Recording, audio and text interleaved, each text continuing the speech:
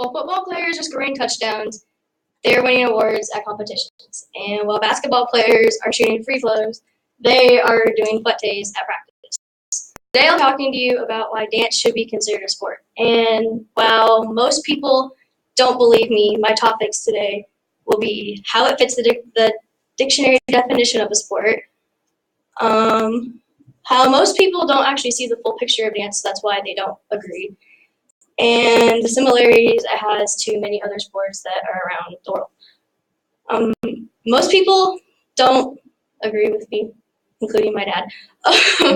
So they mainly say it's an art, so that can't be considered a sport. And it has no winners or losers, which I don't understand.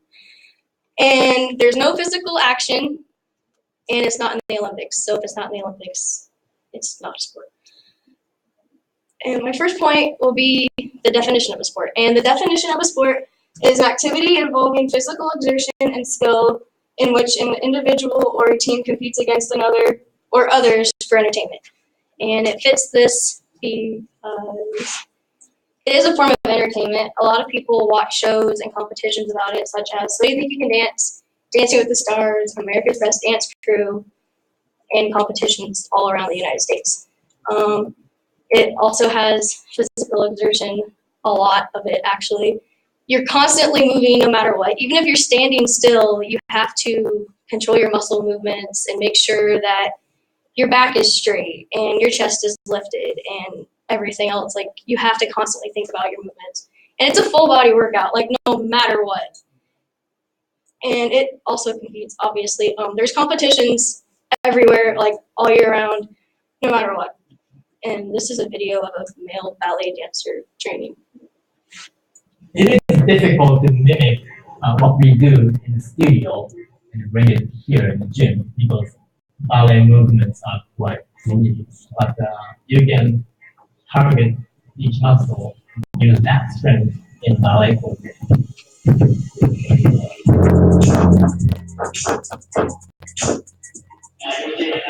Simple thing.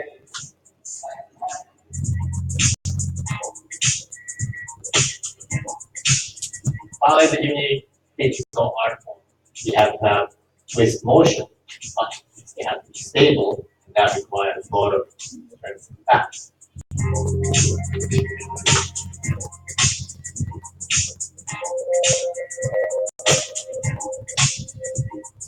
Male dancer's responsibility is to support female dancers, and that requires a lot of strength.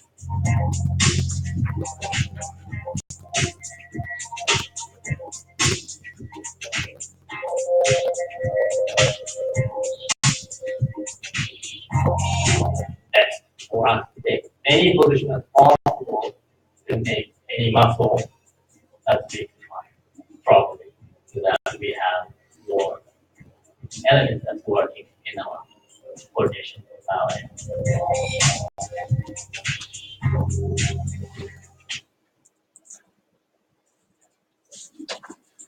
Now you're probably thinking that was a male ballet dancer, so what does that have to do with females? Because they don't have to lift people in the air, and they don't have to do all the things that male dancers have to do. However, we do train a lot like that all the time.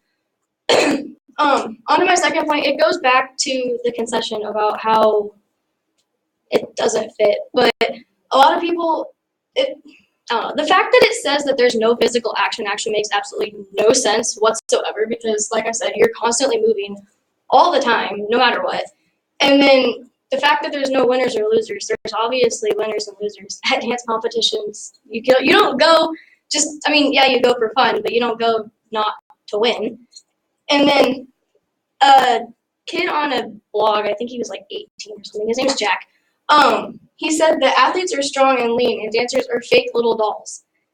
And that's not true. I mean, the body of a dancer is a 100% machine. You have to pay attention to what you're eating and how you're using your body all the time.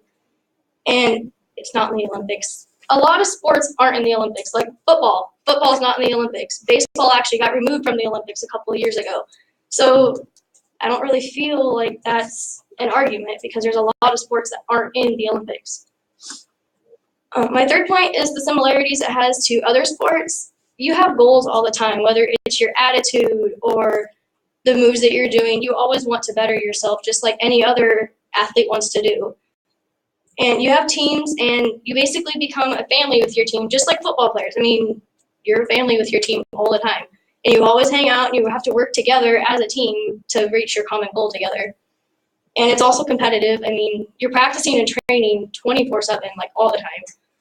And there's traveling, which a lot of sports have to travel around to go to their competitions and stuff. And the final competition is kind of like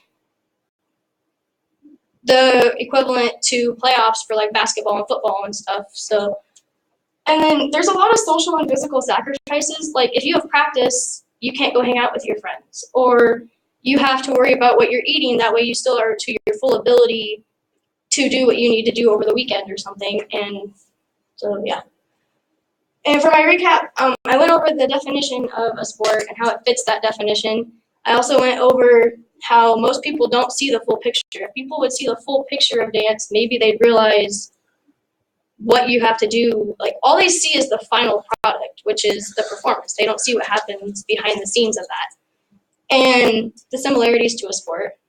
So, in conclusion, it's obviously not like the most grueling sport out there, because you're not getting concussions, and you're not like, you do break bones and stuff all the time, but you still have to work just as hard as any other athlete has to. So a lot of people still won't agree with me, but it fits the definition itself. So